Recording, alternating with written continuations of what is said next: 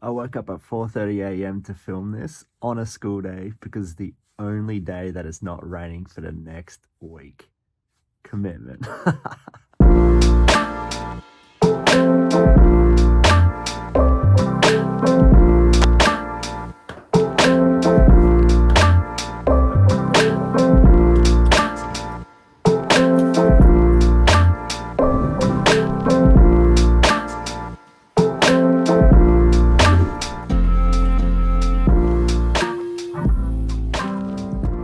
Welcome back to the channel and welcome back to the vlog. It has been almost 3 months now since I moved to Japan, and I think that's cause for a little bit of an update. I reached out to some of you in one of my community posts recently to get you to ask me some questions about my time and experience so far in Japan. Now, the weather here has been terrible for the last week, so I have been trying to find time to make this video. And right now I'm getting out for a morning ride in between the rain breaks because it's been miserable and it's so hard to film when it's raining. So I thought that I'll get out early today. 4:30 I woke up, 4:30 commitment to make this video. So here we are. I absolutely love hearing and interacting with all of you in the comments. So if you haven't yet, jump into those community posts because I'm replying to everyone in the comments and I want to hear from you, and I want to kind of hear from where you're coming from too, because I've found people are viewing in from some crazy places that I never expected. Please let me know where you're viewing from and shoot me a message because I'm replying to everyone. Now, if it's your first time here and you do enjoy this, consider subscribing below and leave me a comment on where you're from. And at the same time, if you have been here before, you know what I'm gonna say. Welcome back, legends, and I can't thank you guys enough for all the support that you've been giving me. I've absolutely loved interacting with all of you, but also I'm trying to think of better ways that we can all kind of come together as a community. So I'm possibly thinking of making a Discord server so we can have better chats. What do you think? Let me know below. Anyway, guys, that's my morning ramble. Let's get into today's video.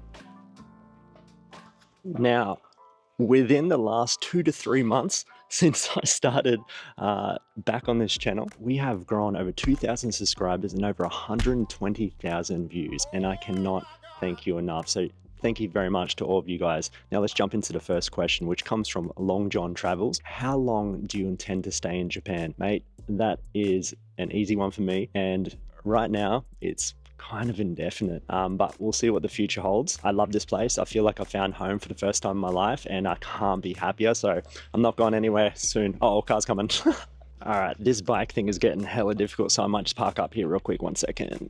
All right, so this next one comes from Ethan.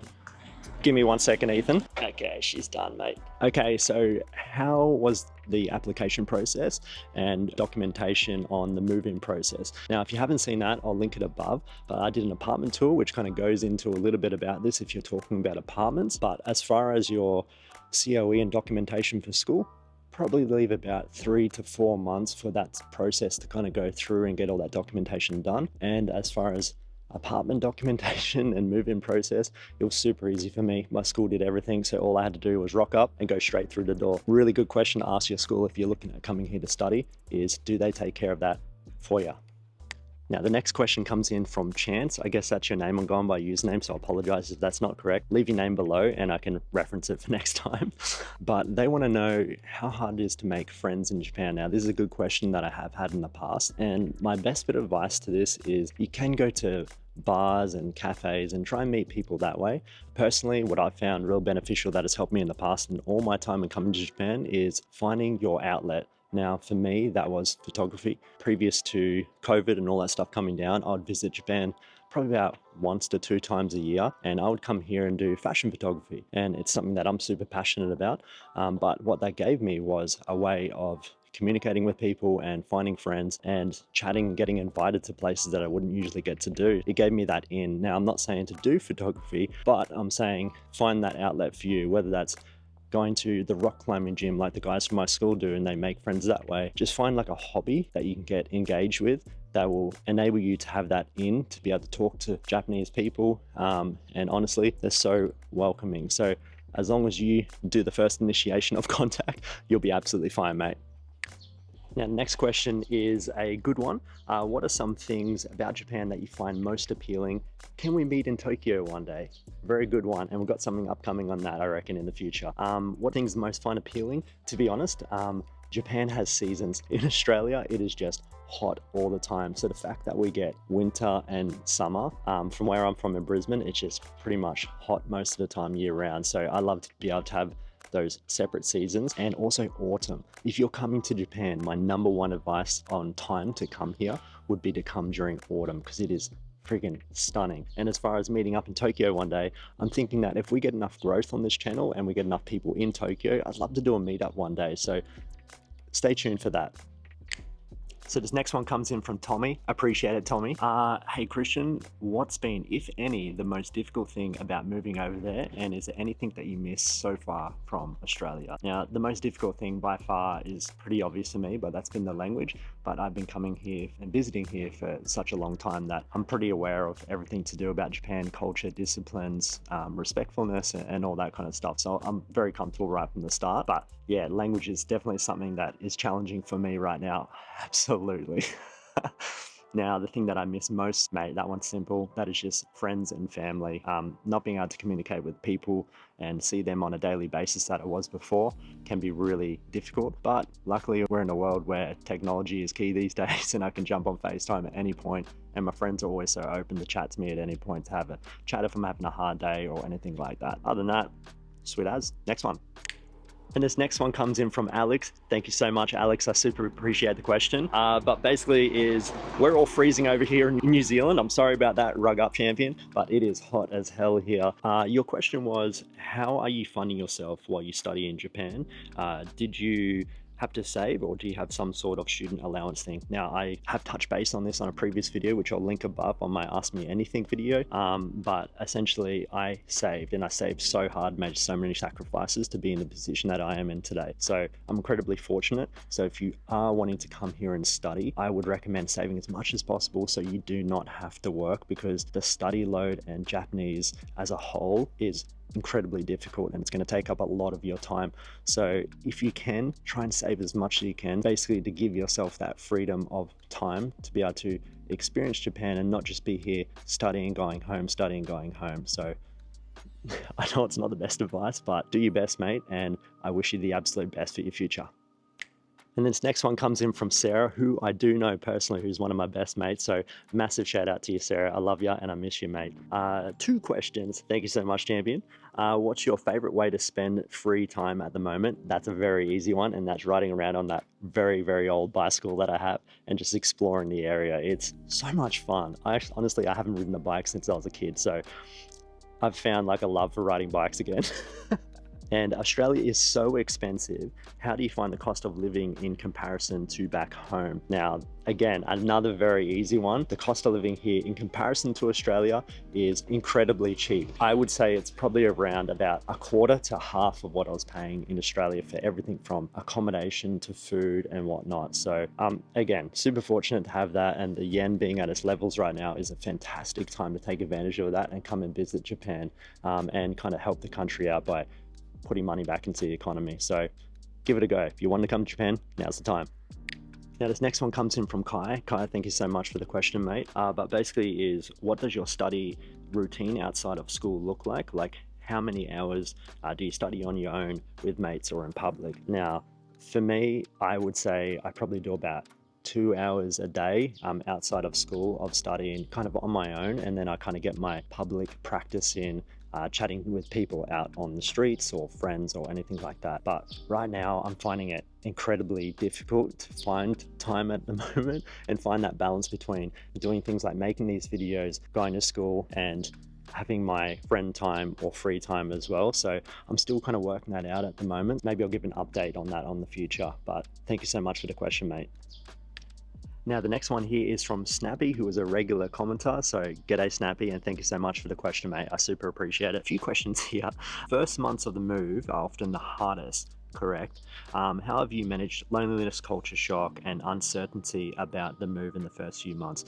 First one real quick, honestly, no uncertainty at all. I knew this was the right decision for me, and I have absolutely zero regrets about it. And culture shock, I've been traveling here for such a long time, so I do understand the culture and everything about it way before kind of coming. So I was absolutely comfortable with coming here, and there's been none of that really for me, except for the Japanese paperwork. Japanese paperwork is tough. Second question, you have some visible tattoos. How have you been perceived in public? Essentially, it's no problems whatsoever. My tattoos are tiny, my little palm tree, which is my family tree. Super proud of that. Hey, mum and dad. But really, tattoos here are generally starting to get more and more accepted, but you will still be rejected with bigger tattoos from places like onsens generally, unless they do accept those. But other than that, people don't really ask questions about it. It's absolutely fine. Third question real quick. In your me time, away from Genki Jacks, where have you day tripped to? Any recommendations? Now, if you are coming to Fukuoka, that's a very easy one for me, and it's somewhere where I'm considering maybe buying a house one day. Absolutely, my dream is going to Itoshima. Now, I made a video about that in the past. I'm going to link it above, but Itoshima is stunning, surrounded by beautiful beaches and palm trees, but it's definitely worth a visit if you're coming here to Fukuoka, though you will need a car to get around. It's definitely my #1 recommendation if you are coming here to Fukuoka. Okay, cheers. Okay, next questions come from Mark from Australia. G'day, mate, and thank you so much for the list of questions. There's a lot here, so we'll try and speed run through these for you. How is the coffee over here in comparison to Australia? Australian coffee rocks, mate. They're getting a little bit better here, but the coffee tends to be a fair bit weaker. So I found it a little bit of a challenge to find good coffee spots, but when it is good, damn, it's good. #2, how are you coping with Rubbish Day collection? Mate, it's challenging. So you've obviously been to Japan or read up on this. Rubbish in Japan is super difficult. I made a video on my TikTok kind of about this, so I'll link it kind of below somewhere.